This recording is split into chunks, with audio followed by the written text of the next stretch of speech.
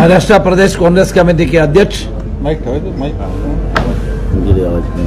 महाराष्ट्र प्रदेश Congress committee के अध्यक्ष नाना पटोले जी, CLP leader Balasaheb Thorat जी, upper house के leader Bunty Patel जी, कार्यकारिणी अध्यक्ष आरिफ नसीम खान जी, अनिल पटेल जी, संसद कल्याण काले जी, राजेश राठौर जी, नाना गावंडे जी, डॉक्टर वजात मिश्रा जी और पत्रकार बंधुओं, महाराष्ट्र के प्रदेश कांग्रेस कमेटी के द्वारा हर रेवेन्यू डिस्ट्रिक्ट में कांग्रेस कार्यकर्ताओं से बातचीत करने के लिए हमने एक प्रोग्राम के आयोजित किया था। आपको याद है कि हमने पहले लातूर से शुरू किया, कल नांदेड़ है, आज औरंगाबाद में। इसमें एक जरूर मैं बताना चाहता हूं, महाराष्ट्र की सरकार किसान विरोधी सरकार है। किसानों की समस्याओं को हल करने के लिए कोई काम नहीं कर रहे हैं। हमने हमारे कार्यकर्ताओं से बात करने के बाद एक बात मुझे समझ गया, सबसे ज्यादा किसानों की आत्महत्या मराठवाड़ा में हुआ है।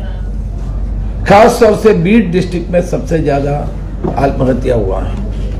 977 फार्मर्स आत्महत्या की है। एग्रीकल्चर मिनिस्टर बीड से हैं। एग्रीकल्चर मिनिस्टर के जिले में सबसे ज्यादा किसानों की आत्महत्या हुई है। गन्ना किसान हो, कॉटन किसान हो, सोयाबीन किसान हो, उनके समस्याओं को हल करने के लिए सरकार ने कोई काम नहीं की। इसलिए मैं बोल रहा हूं कि सरकार, मौजूदा सरकार किसान विरोधी सरकार है।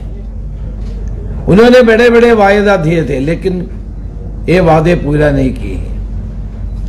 किसान के समस्याओं को हल करने के लिए केंद्रीय सरकार ने भी कुछ नहीं किया है।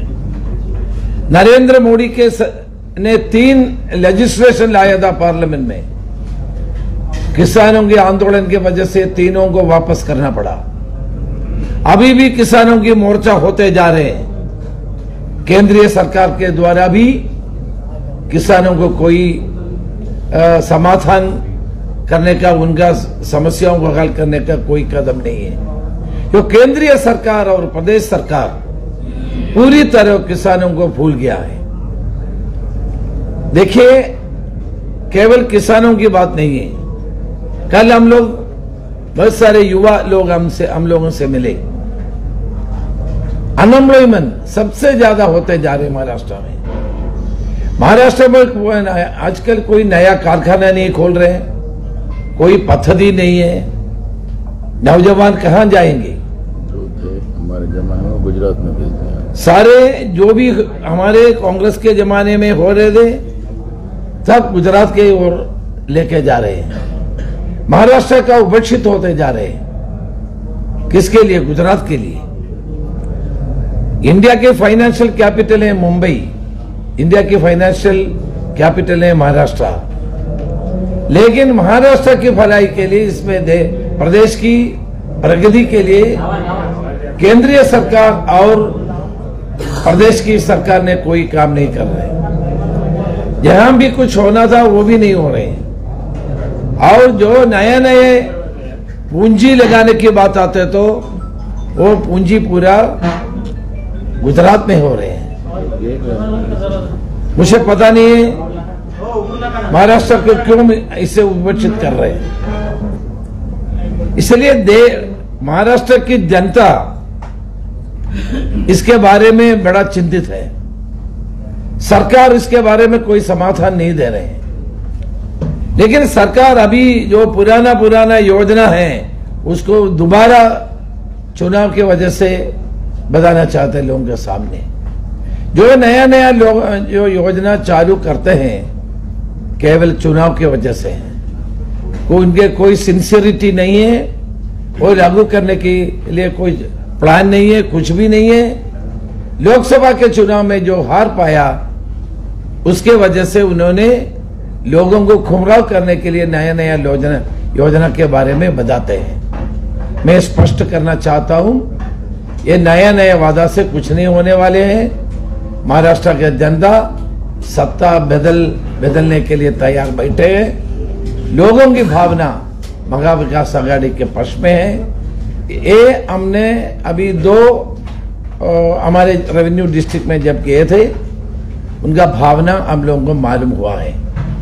बाकी आप प्रदेश कांग्रेस कमेटी के अध्यक्ष आपसे बात करें।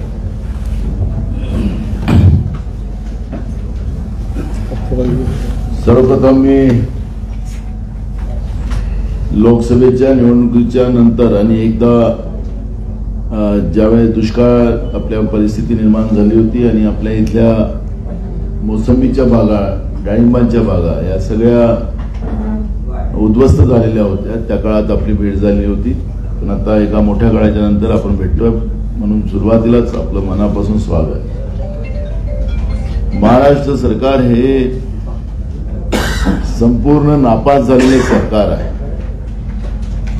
आणि आता नापास झालेलं सरकार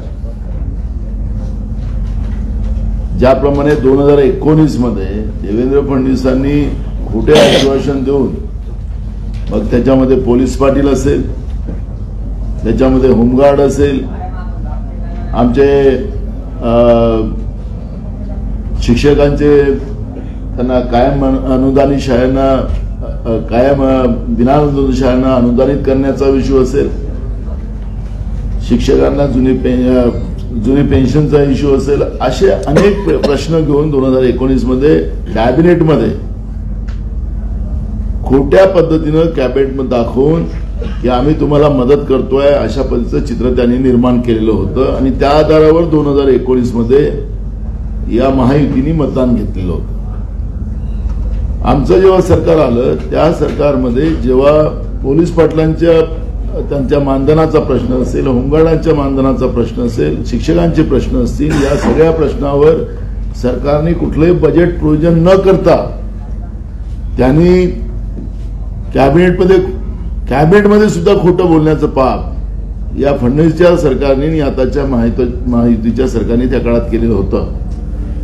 आता त्यांना जे काही सर्वे येत आहे त्या सर्वेच्या माध्यमातून एक गोष्ट स्पष्ट होत आहे की महाराष्ट्रातलं महायुतीचं सरकार 100 आकड्याच्या खाली, 100 आकडा पण पार करणार नाही, त्याच्या खाली येण्याची स्थिती आता निर्माण झालेली आहे आणि त्या भीतीपोटी पुन्हा 1 महिना निवडणुका वाढवून या पद्धतीचे काही खोटे कॅबिनेटमध्ये काही निर्णय करता येतील का, हा एक अयशस्वी प्रयत्न महायुतीचं सरकार महाराष्ट्रामध्ये करू इच्छिते आहे अशा पद्धतीची माहिती आमच्याजवळ आहे। म्हणजे वेळेवर निवडणुका होण्यापेक्षा मग तिला पुन्हा 1 महिना भेटला तर मग पुन्हा काहीतरी खोटं कर्जमाफी करतील शेतकऱ्यांची। सरकारच्या तिजोरीत आज 1 पैसा नाही, 10 लाख कोटीचं कर्ज ऑलरेडी महाराष्ट्राच्या जनतेवर यांनी लादून ठेवलेलं आहे। कर्जरूपी डोंगर एवढा मोठा आहे की आज जन्माला आलेल्या बाळाला सुद्धा 70,000 रुपये त्याच्यावर कर्ज त्याच्या अंगावर राहील अशी परिस्थिती आज आहे। केंद्र सरकार वेगळं कर्ज करते, राज्य सरकार मोठ्या प्रमाणात कर्ज करते आणि या सगळ्या परिस्थितीमध्ये जनतेवर कर्ज लादून एक महागाई जी मोठ्या प्रमाणात निर्माण केलेली आहे, त्या महागाईच्या आगीमध्ये जनता जळते आहे हे आपल्याला स्पष्ट कळत आहे। आता हे कर्ज कशासाठी घेतात त्याचं एक सगळ्यात उत्तम उदाहरण समृद्धी मार्ग हा सगळ्यात उत्तम उदाहरण आपल्या बाजूचं आहे, म्हणून त्याच्यावरच बोलतो। आता त्याच्यामध्ये जवळपास 1 लाख कोटीच्या वरचं कर्ज आणि अजूनही कर्ज घेणं काम चालूच आहे, कारण की याचं सापासारखं लांब करण्याचं काम यांचं सुरू आहे। समृद्धी कोणाची झाली, मी काल पण बोललो, आज पण बोलतो की समृद्धी खऱ्या अर्थानं सत्तेमध्ये बसलेल्या नेत्यांची समृद्धी झाली, पण जनतेला या समृद्धी मार्गावरून अनेक लोकांना जीव गमवावा लागला। अनेक लोकांना त्या ठिकाणी आजही हॉस्पिटलमध्ये अपंगत्वाचा सहारा घेऊन लोक जगतात असं चित्र आज आपण समृद्धी मार्गावर पाहतोय। भ्रष्टाचाराचं प्रमाण एवढं आहे की या रस्त्याचं जी काही कॅपॅसिटी होती, म्हणजे त्याला किती वर्ष तो रस्ता एकदम सुरक्षित राहील, त्याला यांनी 20 वर्ष सांगितलं, पण आम्हाला जेव्हा रिपोर्ट सांगितली की याला मिनिमम 40 वर्ष या रस्त्याला काही होणार नाही, अशा पद्धतीची भूमिका आम्हाला मांडली गेलेली होती. आज आपण पाहतोय की त्या समृद्धी मार्गाला तडे गेलेले आहेत. आम्ही सांगितलं की या समृद्धी मार्गामध्ये भ्रष्टाचार आहे, पण त्यावेळेस कोणी ऐकायला तयार नव्हतं. आज लोकांचा जीव जातोय तिथं समृद्धी मार्गावर मोठ्या प्रमाणात तळे पडलेले आहेत. अशा पद्धतीचं कर्ज घेऊन आम्ही विकास करतो हे दाखवण्याचा एक अयशस्वी प्रयत्न त्या ठिकाणी केला जातो. आता एक शक्ती मार्ग नागपूर ते गोवा करण्याचा त्यांचं काम सुरू आहे. काल नांदेडमध्ये सुद्धा नव्हे तर आमचे लोकसभेचे खासदार छत्रपती शाहू महाराजांनी सुद्धा त्याचा विरोध केला. कोल्हापूरमध्ये आमचे विधान परिषदेचे पक्षनेते बंटी पाटलांनी आणि शाहू महाराजांनी तिथं मोठं आंदोलन केलं कोल्हापूरला, आणि नांदेडमध्ये सुद्धा त्या पद्धतीच्या आंदोलनाची प्रक्रिया सुरू आहे. जिथं जिथं शेतकऱ्यांच्या बागायत जमिनी उद्ध्वस्त करून या पद्धतीनं भ्रष्टाचाराच्या माध्यमातून आपल्याला पैसा कसा मिळेल याच्यावरचा त्यांचा प्रयत्न होतो आहे. या रस्त्यांच्या याच्यामध्ये एवढा मोठा भ्रष्टाचार आहे की जो रस्ता समजा 1 कोटीमध्ये होत असेल तर त्या रस्त्याची सरळ किंमतच 15 कोटी रुपये करतात. इतका फरक असतो त्याच्यामध्ये. मी अंदाजीने तुम्हाला सांगितलं म्हणजे किती मोठं कमिशन. म्हणजे आता तर हे 3 तोंडाचं जे सरकार महाराष्ट्रात आहे त्याला कालपर्यंत आम्ही जेसीबीच ऐकत होतो, आता हे पोकलँड घेऊन तिकडे निघतात आणि राज्याच्या तिजोरीला कसं लुटता येईल आणि जनतेला कसं कर्जामध्ये डुबवता येईल, या तिघही 3 तोंडांच्या सरकारचं आपल्याला चित्र पाहायला मिळते आहे. आणि म्हणून असं लुटारू सरकार जे शेतकरी विरोधी, जसं आता आमचे नेते चनिथालाल साहेबांनी सांगितलं की महाराष्ट्रातलं सरकार हे शेतकरी विरोधी सरकार, तरुणांच्या विरोधातलं सरकार आहे, हे महिला विरोधी सरकार आहे. महाराष्ट्रामध्ये लाखो महिला आज बेपत्ता आहेत. आम्ही विधानसभेमध्ये विरोधी पक्ष म्हणून आम्ही सगळ्या आमच्या काँग्रेस पक्षाच्या आमदारांनी अनेकदा हा प्रश्न विचारला, पण राज्याचा गृहमंत्री म्हणता आम्हाला माहितच नाही. हो सांगा ना, तुम्ही लाडकी बहीण आणली ना लोकसभेत हारल्यानंतर, आता बहीण आठवली, पण मूळ प्रश्न आहे योजना ह्या खऱ्या तर काँग्रेसनीच आणायचा काँग्रेसनी प्रयत्न सुरू केलेला होता. आम्ही कर्नाटकमध्ये आमचं सरकार आलं, त्या ठिकाणी राहुल गांधीजींनी जे वचन त्या तिथल्या कर्नाटकच्या जनतेला दिलं त्याच्यामध्ये महालक्ष्मी योजनाच्या माध्यमातून याच्यापेक्षा जास्त पैसे आम्ही तिथं देतो आहे. आमच्या बहिणींसाठी, आमच्या आयांसाठी अनेक योजना आम्ही सुरू केलेल्या आहेत. आपण पाहिलं असेल की आज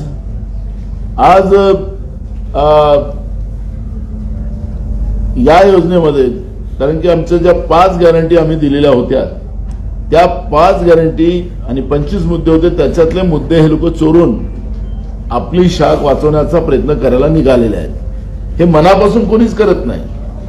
उद्धव ठाकरे साहेबांनी यांनी राज्याचे उपमुख्यमंत्री अजित पवार साहेबांनी याच्यामध्ये जाहीरपणे सांगितलं की तुम्ही बटन दाबली नाही आम्हाला तर आम्ही ही योजना बंद होऊन जाईल. म्हणजे त्यांचं जे पोटात होतं ते ओटात आलेलं आहे.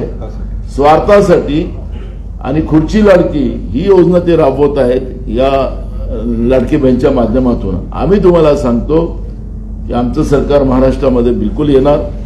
हे काळ्या दगडावरची पांढरी रेषा आहे आणि त्या माध्यमातून ही जी आहे योजना, या योजनेला याच्यापेक्षा जास्त पैसे देऊन आम्ही ही योजना पुढे नेण्याचा संकल्प आमचा आहे. हे आमच्याच योजना आहेत. त्याच्यामुळे जसं निराधार योजना आहे, आपल्याला माहितीसाठी सांगतो हे काय जॅमलिंग करतात ते आपल्या माध्यमातून गेलं पाहिजे. जसं निराधारची योजना आहे, त्या निराधारच्या योजनामध्ये 1200 रुपये आम्ही देतो. त्या 1200च्या म्हणजे त्याच्यामध्ये 1200 आणि मग त्याला 800 असं करून ते 2000 करणार आहे.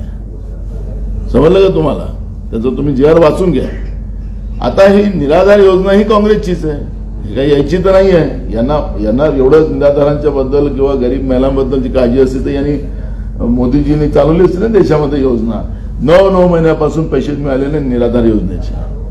आता ही योजना ते जे त्यांचं चालू आहे की 2000 रुपये द्यायचं राखीच्या दिवशी, याचा मागचा उद्देश सगळे जोडदार 2000 नाही 1500 म्हणजे 1500 रुपये हे जे देतील तर 1200 रुपये ते निराधार योजनेचे आणि 300 रुपये त्याला जोडते म्हणजे झाली योजना 1500ची लाडक्या बहिणीच्या खात्यात पोहोचले. निराधार योजना वेगळी, ती योजनेचं क्रायटेरिया वेगळं आहे. पण इथं आमच्या भगिनींना मदत करण्याच्या दृष्टिकोनातून असा क्रायटेरिया टाकून हे लोक त्या ठिकाणी जामलिंग करतात, लोकांची दिशाभूल करतात असं चित्र आहे. त्यामुळे लाडक्या बहिणीचं या योजनेचा आम्हाला विरोध नाही, आम्ही स्वागतच करतो, मिळालंच पाहिजे. पण आमच्या भगिनींना लाईटचे बिल कमी आले पाहिजेत, महागाई कमी झाली पाहिजे, त्यांच्या हाताला त्यांच्या मुलाबाळांच्या हाताला काम मिळालं पाहिजे, ही काळजी आम्हाला आहे. आज लाईटचं बिल त्यांनी किती युनिट वाढवले आपणही त्याचं सगळे भोगत असाल. आज तिथं 2 लाईट असेल, त्याच्या घरी 1 पंखा असेल, त्याला सरळ आता 3-3, 4-4 हजाराचं बिल आलेलं आहे. एवढ्या पद्धतीनं त्याला महागाई वाढवलेली आहे. म्हणजे एकीकडे 1500 रुपये द्यायचे आणि एकीकडे त्यांच्या हातून लाईटच्या बिलाच्या माध्यमातून आणि महागाईच्या माध्यमातून त्यांच्या खिशातून पैसे काढायचे. हे जे राज्याचं सरकार कृत्य करत आहे आणि त्याच्यामुळे आमच्या भगिनींना सुद्धा हे लक्षात आलेलं आहे, आमच्या बहिणींना सुद्धा हे लक्षात आलेलं आहे की हे सरकार फक्त निवडणुकीसाठी आम्हाला या पद्धतीच्या योजना पुढे आणून आमची दिशाभूल करताय, हे सुद्धा लाडक्या बहिणींना कळलेलं आहे. आपण सांगतो की आता पोलीस भरती चाललेली आहे. आम्ही सरकारला सांगितलं की पावसाळ्यामध्ये पोलीस भरती करू नका. त्यांना मागं पण सांगितलं, जेव्हा नागपूरचं अधिवेशन होतं त्यावेळेस आम्ही सांगितलं की जेवढ्या काही या पद्धतीच्या फिजिकल आपण नोकरी ज्या भरतो, पद भरतो, त्याला त्याचा एक काळ ठरवला पाहिजे. पण यांनी जाणून बुजून पावसाळ्यामध्ये ह्या ठेवलेल्या आहेत. आता ह्या ग्रामीण भागाच्या मुली आणि मुलं जेव्हा पोलीस भरतीला येतात, आता मुंबईमध्ये मी पाहिलं परवा, मुंबईमध्ये आमच्या मुली, आमचे ते मुलं, त्यांचे गार्जियन त्या रस्त्याच्या कडेला झोपतात. पाऊस येतं, कुठं बस स्टँडला झोपतात, कुठं रेल्वे स्टेशनवर झोपतात, राहायला व्यवस्था नाही. सरकारने त्या पद्धतीच्या व्यवस्था केल्या नाहीत. म्हणजे एकीकडे आम्हाला विधानसभेमध्ये आम्ही जेव्हा त्यांना प्रश्न विचारले होते की आम्ही ही व्यवस्था करू अशा पद्धतीने त्यांनी सांगितलं होतं, पण कुठेही व्यवस्था त्या पद्धतीची केली नाही.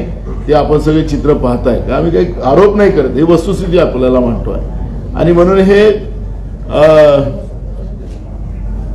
म्हणजे भ्रष्ट आणि मतिमंद सरकार, याला या सरकारचं आपल्याला मतिमंद सरकार म्हणता येईल या सरकारला, की यांना जनतेची काळजी नसलेलं सरकार, आपल्या स्वतःच्या स्वार्थासाठी काही पण करायला निघालेलं हे सरकार, या सरकारचं कृत्य आपल्याला सगळ्यांना पाहायला मिळतं. आणि म्हणून महाराष्ट्रामध्ये सगळीकडे एक वातावरण आहे. काल आम्ही नांदेडमध्ये होतो. नांदेडमध्ये आपण पाहिलं की एकट्या नांदेड जिल्ह्यामध्ये काँग्रेस पक्षाकडे तिकीट मागण्यासाठी 1000च्या वर उमेदवारांनी आमच्याकडे अर्ज केलेला आहे. एकट्या नांदेड जिल्ह्यात 1000च्या वर. म्हणजे तुम्हाला सांगायचं तात्पर्य असं की काँग्रेसच या महाराष्ट्रामध्ये, मी नांदेडचं मुद्दा सांगितलं, महाराष्ट्रामध्ये तर जास्त आहे, तर मी तुम्हाला सांगितलं की नांदेडमध्ये काल आपले जेव्हा 24 फरवरीला महान नेते निघून गेले, त्यावेळेस आपणच सगळेजण सांगत होतं की आता मराठवाड्यात काहीच राहणार नाही. पण मराठवाड्याच्या जनतेनं, जे काँग्रेस विचाराची जनता आहे, त्यांनी सामान्य कार्यकर्त्यांना आमच्या या मराठवाड्यामध्ये 3च्या 3 जागेमध्ये खासदार बनवलं. म्हणून मराठवाड्याच्या जनतेचं मी प्रदेश काँग्रेसचा अध्यक्ष म्हणून आभारी मानतो. या पद्धतीची नेत्यांची नाही, तर इथं जनतेची मागणी आहे की काँग्रेसच मराठवाड्याला पुढे नेऊ शकतं, महाविकास आघाडी सरकारच हे मराठवाड्याला पुढे नेऊ शकतं. अशा पद्धतीची भावना मराठवाड्यामध्ये आपल्याला पाहायला मिळते आहे. आणि त्याच्यामुळे भीतीच्या पोटी पुन्हा तुम्हाला सांगतो की हे सरकार निवडणुका 1 महिने पुढे ढकलण्याच्या काळजीमध्ये लागलेलं आहे. आणि असं झालं तर जसं गेल्या 3 वर्षापासून स्थानिक स्वराज्य संस्थांच्या निवडणुका केल्या नाही. घटनात्मक ती व्यवस्था असताना सुद्धा दर 5 वर्षांनी निवडणुका झाल्या पाहिजेत. पण आज स्थानिक स्वराज्य संस्थाच्या निवडणुका या गेल्या 3 वर्षापासून महाराष्ट्रात झाल्या नाही. त्याचं प्रमाण आपण पाहिलं, त्याचे परिणाम पाहिले की सरकार आणि प्रशासन आणि त्याच्यामुळे मोठ्या प्रमाणात भ्रष्टाचार आणि म्हणून पूर्ण शहरामध्ये असेल, ग्रामीण भागामध्ये असेल, डेंग्यूची साथ मोठ्या प्रमाणात आपण पाहायला मिळते आहे. रोगराई मोठ्या प्रमाणात पसरलेली आहे. प्रशासकाला घेणं देणं नाही, सरकारला कमिशन द्या असं ते काय परिस्थिती आहे. जो विकासाचा पैसा, जनतेच्या घामाचा पैसा त्या प्रत्येक ठिकाणी येतं, त्यालाही सुद्धा यांच्याजवळ त्याच्यातली लूट करण्याची यांची जी प्रथा आहे, त्यामुळे आता पुन्हा विधानसभा 1 महिना कसे ढकलता येईल त्याच्यावरचा प्रयत्न या सरकारचा चाललेला आहे. विचारा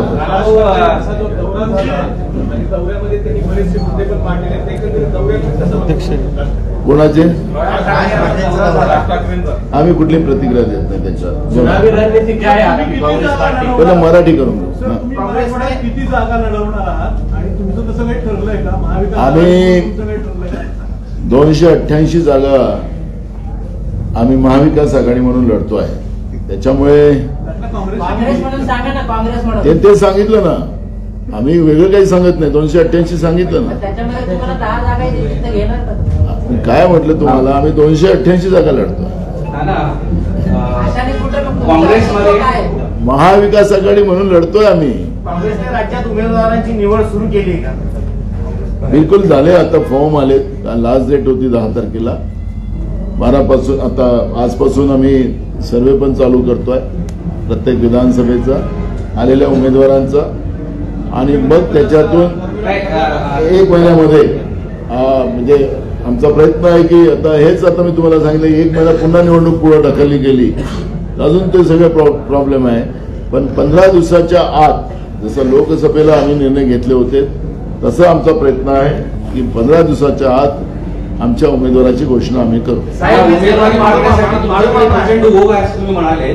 पण तुम्ही जे अंतर्गत सर्वे केला होता त्यामध्ये महाराष्ट्रातल्या 21 आमदारांची कामगिरी ही खराब असल्याचं कळतंय आणि त्या आमदारांना तिकीट मिळणार नाही असंही सांगितलं जातंय आणि हे तुम्हाला वरून पण सूचना आल्यात असं कळतंय.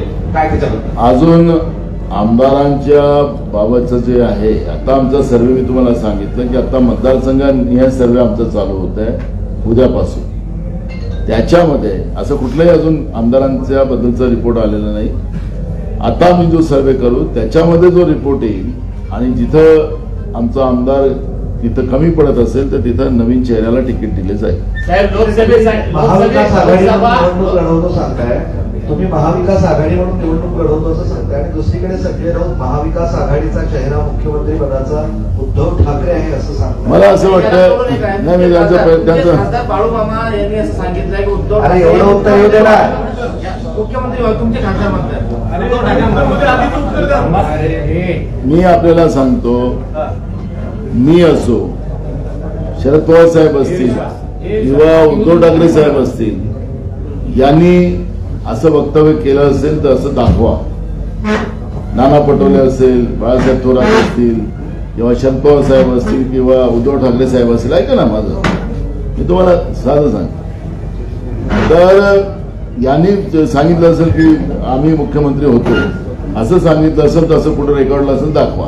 हे चालत राहणार आहे. हे या गोष्टीला काही हे नाही. आमचं तिघांचं एकमत आहे आणि महाविकास आघाडी म्हणून आम्ही जाऊ. कारण की महाराष्ट्रातलं भ्रष्ट, महाराष्ट्राचा धर्म विकणारा, छत्रपती शिवाजी महाराजांच्या विचाराला मातीत गाडणाऱ्या या महायुतीला आम्ही जमीन गाडण्याचा आमचा प्रयत्न आहे. त्यामुळे मुख्यमंत्री पद हे त्याच्यापेक्षा महाराष्ट्राची अस्मिता आणि महाराष्ट्राचा धर्म वाचवणं हे आमचं काम आहे. त्यामुळे मुख्यमंत्री पद हा नंतरचा विषय आहे, पहिला आमचा विषय नाही. मी आम्ही सांगितलं ना, मी हे केलं. उद्धव ठाकरे साहेबांनी असं सांगितलं असेल तर तुम्ही सांगा मला, मग त्याच्याचं उत्तर असेल. या शरद पवार साहेबांनी सांगितलं किंवा नाना पटोले किंवा बाळासाहेबांनी सांगितलं असेल तसं सांगा.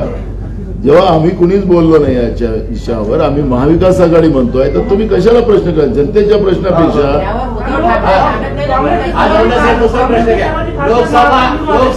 एक मराठी खासदार बाळूमामा आहेत ते म्हणतात तुमचेच खासदार काँग्रेसचे बाळूमामा हे म्हणतात आमचा नाही. लोकसभा आणि विधान परिषदमध्ये मुस्लिम समाजाला उमेदवारी दिली गेली नाही. तमाम मुस्लिम समाज तुमच्याशी नाराज आहे. काय म्हणणार तुम्ही याबद्दल? कोणी सांगितलं? दोन एमएलसी मुस्लिम समाजाचे एक प्रश्न होऊन द्या, त्याबद्दल तुम्ही काय म्हणणार? तुम्हाला आता मीडियामध्ये तुम्ही, मला वाटतं तुम्ही एखाद्या पॉलिटिशियन सारखं प्रश्न विचारला म्हणून मी त्याला, तुम्ही मुसलमान नाराज आहे असं तुम्ही मला सांगितलं. असं कुठलीही नाराजी नाही. एक दुसरं महत्वाचा प्रश्न असा आहे की आज परवा त्यांनी जो वक्फ बोर्डाचा जे बिल आणलं लोकसभेमध्ये, हिंदू असो, मुस्लिम असो, शीख असो, ईसाई असो, जी आमच्या देशाची परंपरा आहे त्याला आमच्या संविधानामध्ये सुरक्षा आहे. संविधानामध्ये कोणाचंही सरकार आलं, कोणी काही आपल्या पद्धतीने करेल असं नाही होऊ शकत. पण मुस्लिमांच्या धार्मिक व्यवस्थेवर आघात करण्याचं बिल नरेंद्र मोदीच्या सरकारने जेव्हा लोकसभेमध्ये आणलं आणि मुस्लिमांचे धार्मिक जे आस्था आहे आणि जे त्याचं संरक्षण आहे ते राहुल गांधीच्या नेतृत्वामध्ये त्या ठिकाणी सरकारला नामोहरम करावं लागलं. त्यांनी आणलेलं बिल ही संयुक्त समितीकडे, संसदीय समितीकडे पाठवावं लागलं. मूळ मुद्दा आहे की हे नुसत्या मुसलमानांच्याच विरोधात आहे तसं नाही. महाराष्ट्रामध्ये हिंदूच्या सुद्धा देवस्थानाच्या जमिनी ताब्यात घेऊन सिद्धिविनायकची मंदिर असतील मुंबईचे, शिर्डीचे साईबाबाचं असतील, आमचं पंढरपूरचं मंदिर असेल, हे सगळ्याच्या सगळं फडणवीसच्या सरकारमध्ये शासनाच्या ताब्यात घेण्याचं काम झालं. त्याचे तिथले पैसे जे आस्थेने दिले जाते, मी धार्मिक आस्था हा शब्द मुद्दाम जाणीवपूर्वक वापरला, त्यातल्या पैशाचं आम्ही, आमचं सरकार आल्यानंतर या सगळ्या देवस्थानांची झालेला पैसा खर्च झालेला, या पैशाची श्वेतपत्रिका आम्ही काढू आणि ज्या लोकांनी त्या पैशाचा मिसयूज केला, देवस्थानाच्या जमिनी आपल्या बगलबच्च्याला दिल्या, असे जे कोणी सापडतील त्यांना आम्ही जेलमध्ये पिसिंग सांगत होते ना फडणवीस, तसं पिसिंग करायला आम्ही लावू. कारण की हे संविधानाने अधिकार दिलाय. मुस्लिमाला असो, आमच्या हिंदूंना असो, आमच्या सिखांना असो, इसाईंना असो, सगळ्यांना हे धार्मिक अधिकार आम्हाला संविधानाने दिलेला आहे. हे सगळे मी तुम्हाला सांगतो, उमेदवारी मी तुम्हाला सांगतो. ओके, आम्ही तुम्हाला ते राहिला उमेदवारीचा विषय, आमच्या सर्वेमध्ये जो कोणी असेल, जिथं मुसलमान नसेल, एकच असेल, पण त्याचं नाव लोकांमधून येत असेल तर त्यालाही आम्ही तिकीट देऊ. कारण की या निवडणुकीमध्ये आमचा क्रायटेरिया आहे. सध्या महाराष्ट्रामध्ये आरक्षणावरून, निवडणुकीच्या पार्श्वभूमीवर आरक्षणावर जोरदार वाद सुरू आहे. परवा राज ठाकरे इथं मराठवाड्यात येऊन गेले आणि ते म्हणाले की महाराष्ट्रामध्ये शरद पवार आणि उद्धव ठाकरे हेच निवडणुका डोळ्यासमोर ठेवून असे समाजामध्ये तेढ निर्माण आणि राजकारण करत आहे. आणि आता यावरून बघा, मला कोणावर प्रतिक्रिया द्यायची नाही, पण मी तुम्हाला सांगतो की जेव्हा सर्वपक्षीय मीटिंग याच्यावरची झाली होती एकनाथ शिंदे साहेबांकडे, आम्ही सगळेजण तिथं होतो. त्या मीटिंगमध्ये आम्ही सगळ्यांनी त्या ठिकाणी सांगितलं होतं की महाराष्ट्रामध्ये या पद्धतीचा तणाव निर्माण होणं, शाहू फुले आंबेडकरांच्या महाराष्ट्रामध्ये हे काही बरोबर नाही. ज्या शाहू महाराजांनी आरक्षणाची व्यवस्था देशामध्ये निर्माण केली, त्याच शाहू महाराजांच्या कर्मभूमीमध्ये आणि जन्मभूमीमध्ये हे पाप होत आहे, हे चुकीचं आहे. आणि म्हणून हे सरकार म्हणून तुम्ही थांबवा, आम्ही तुमच्या पाठीशी आहोत. एक मिनिट, तुम्हाला आता दार उघडलं नाही त्याला मी मारूनच टाकेल. प्रेस आहे चाललेलं, काय चाललेलं कळायलाच खरं नाही तुम्हा लोकांना. एक मिनिट, मला पूर्ण होऊ द्या. या महाराष्ट्रामध्ये तशा पद्धतीचं होणं हे चुकीचं आहे आणि आमची भूमिका त्यामध्ये प्रामाणिक आहे. आरक्षणाच्या बाबत आमचे नेते राहुल गांधीजींनी त्याच्यामध्ये सातत्यानं एक भूमिका मांडलेली आहे. या देशामध्ये सगळ्यांना न्याय मिळायचा असेल तर या देशामध्ये राष्ट्रीय जनगणना आर्थिक, सामाजिक, शैक्षणिक व्हावी ही भूमिका आदरणीय राहुल गांधीजींनी मांडलेली आहे. काँग्रेस पक्षाची ती भूमिका आहे. या भूमिकेच्या माध्यमातून आम्ही त्यामध्ये सगळ्यांना न्याय देण्याची भूमिका आमची आहे. पण हा जो महाराष्ट्रामध्ये उद्रेक निर्माण करण्याचं पाप हे फडणवीसाच्या सरकारपासून झालेलं आहे, हे तुम्हाला कोणालाही नाकारता येणार नाही. आणि त्याच्यामुळे हा जो वाद आहे, हा वाद आम्हाला महाराष्ट्रामध्ये भूषणावं नाही. आणि त्या दृष्टिकोनातून ही जी काही परिस्थिती आज महाराष्ट्रामध्ये निर्माण करून ठेवलेली आहे, फक्त भाजप आणि महायुतीच्या सरकारने निर्माण करून ठेवलेली आहे. त्याला कुठलाही वेगळं कारण देण्याचं कारण नाही. माझा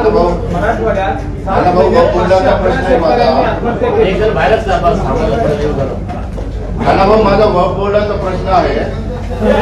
वक्फ बोर्डाचं जे नवीन बिल आहे त्याच्याबद्दल ओके काय आहे? क्या कर रहे हैं? बंद कर यार. What are you doing there?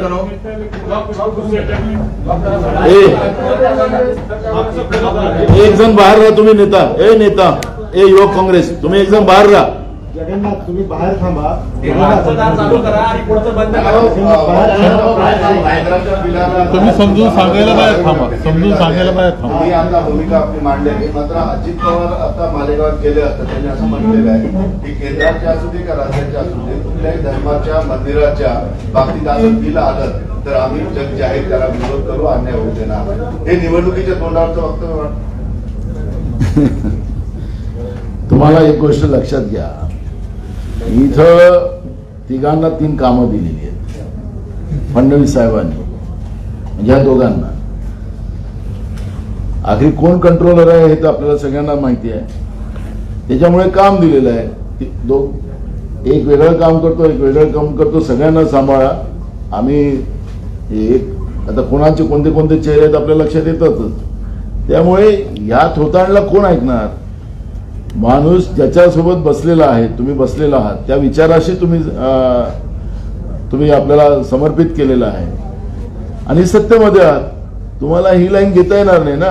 तुमचे एक खासदार होता, त्या खासदारांनी समर्थन केलेलं आहे लोकसभेमध्ये, म्हणजे ज्यावेळेस हे चालू होतं. त्यामुळे असा विचार होता येत नाही ना. खुर्चीवर बसून जी काही विचाराची व्यवस्था असेल ते सांगावं लागणार आहे. रस्त्यावर तर कोणी काही बोलू शकतं. अजित पवारच्या खासदारांनी बिलाला सपोर्ट केलेला आहे. अजून बिल आलेलं नाहीये. पण सपोर्ट केला. मला तिथं ते होतच ना, त्यांच्या बाजूलाच बसले होते ना.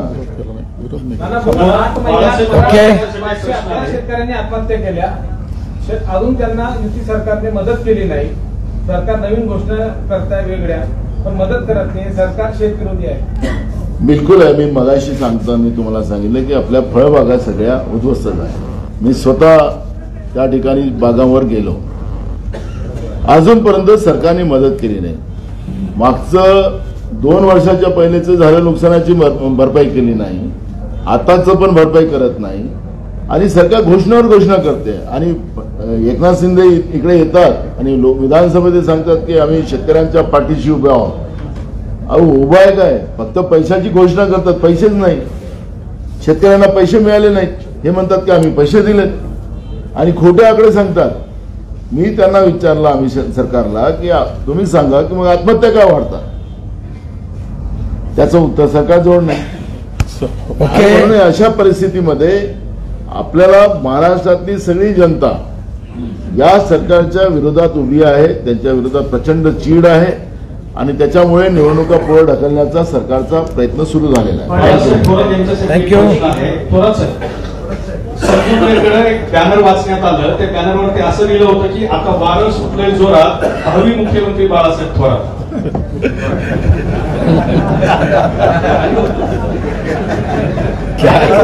तसं मुख्यमंत्री पदाचे दावेदारांचं वारं सुटलेलं आहे. त्यामुळं मगाशी चर्चा झाली की शेवटी प्रमुख माणूस काय बोलतो याला महत्व असतं. कार्यकर्ते असतात, उत्साह असतो. जसा मुंबईला दिसला तसा इथे दिसतो, तसा संगमेरला दिसेल, महाराष्ट्रात दिसेल. शेवटी आम्ही जे प्रमुख आहोत हे आम्ही सांगतो की जो मुख्यमंत्री होईल तो महाविकास आघाडीचा होईल. हे तर स्पष्टपणे आता अध्यक्षांनी सांगितलं. वेगळं काय आम्ही प्रत्येक वेळेस त्याचा खुलासा केला पाहिजे असं नाही. मोदी शहा आणि फडणवीस यांनी महाराष्ट्राच्या राजकारणाचा डम्पिंग ग्राउंड केलेला आहे. मोदी शहा आणि फडणवीस यांनी महाराष्ट्राच्या राजकारणाचा डम्पिंग ग्राउंड केल्याचा आरोप संजय राऊत यांनी केला.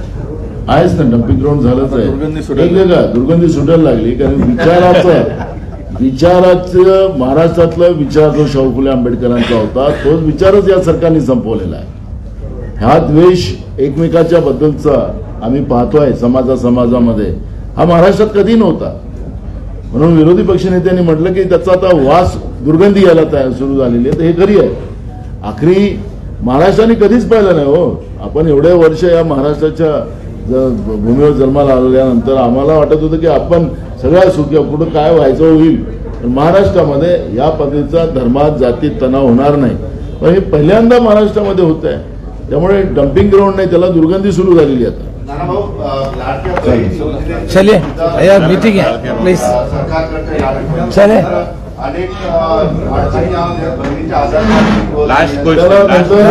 एक बघा, ती योजना अजित पवारांनी त्याचं स्पष्टीकरण दिलेलं आहे की आमची बटन दाबली नाही ती योजना बंद. त्यामुळे त्या योजनेचं स्वरूप काय ते सगळ्यांना लक्षात आलं. थँक्यू.